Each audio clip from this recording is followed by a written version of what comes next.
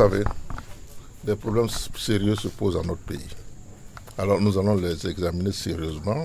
Le président Nyava en a parlé.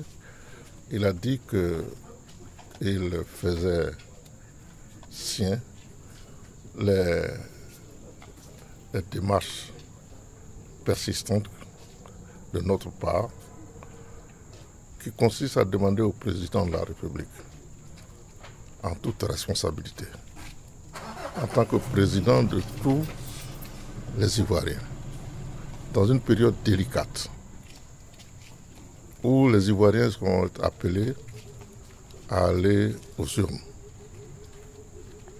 de bien vouloir accepter de recevoir l'opposition pour que le dialogue qui constitue l'une des éléments clés que nous a légué Félix Houphouët-Boigny, le dialogue, c'est une marque déposée de la Côte d'Ivoire.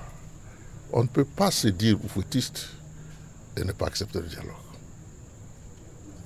Pourquoi faire? Pour discuter des conditions qui vont présider aux élections qui sont programmées constitutionnellement. Comme vous le savez, la Côte d'Ivoire est un pays encore malade, en convalescence, fragile. Il faut que sa santé, sa guérison définitive soit l'affaire de tous.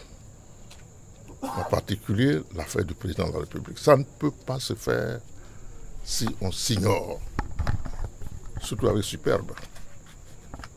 C'est ça l'essentiel. Donc vous voulez dire que si le dialogue n'a pas lieu, est-ce que vous partez en campagne pour les élections? Vous êtes dans un schéma qui n'est pas le mien. Vous êtes dans un schéma qui n'est pas le mien, jeune homme. Je ne suis pas, la vie n'est pas dichotomique, c'est pas blanc ou noir. Pourquoi voulez-vous qu'il n'y ait pas de dialogue? C'est une supposition. Pourquoi vous ne supposez rien du tout? Je veux un dialogue, je ne sors pas de là. Alors il y a quelqu'un qui m'a demandé, est-ce que ça veut dire que vous allez en campagne? Ça veut dire que vous n'avez pas vu les affiches? Nous allons en campagne, mais nous maintenons et nous espérons que le président de la République va écouter les Ivoiriens qui souhaitent que ces élections se déroulent dans des conditions telles que la paix règne. Voyez-vous, je vais vous dire une chose. Il n'est pas question de laisser Alassane Ouattara aller seul aux élections ou avec des candidats pour l'accompagner pour dire que j'ai validé la démocratie. Il y a ça, cela. On connaît cela, on n'est pas des enfants. Mais en attendant, et c'est ça que vous voulez savoir, nous lui demandons qu'il ait encore temps. On se parle pour préserver la paix. C'est ça l'essentiel.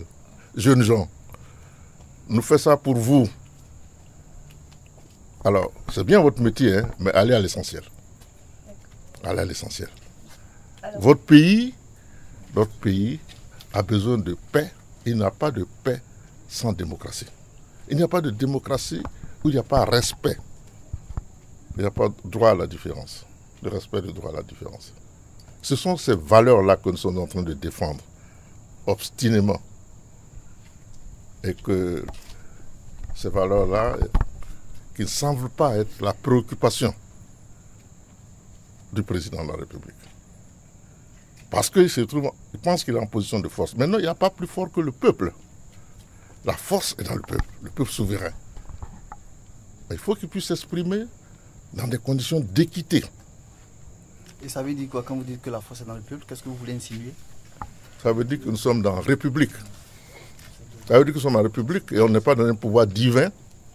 C'est ça que ça veut dire la République. La République, ça veut dire que c'est le peuple qui... C'est pas le peuple qui va voter le président de la République. Vous avez un esprit très mal tourné, jeune homme. Merci. Et justement, pour finir... Ça doit être un type de la RDR, de la violence.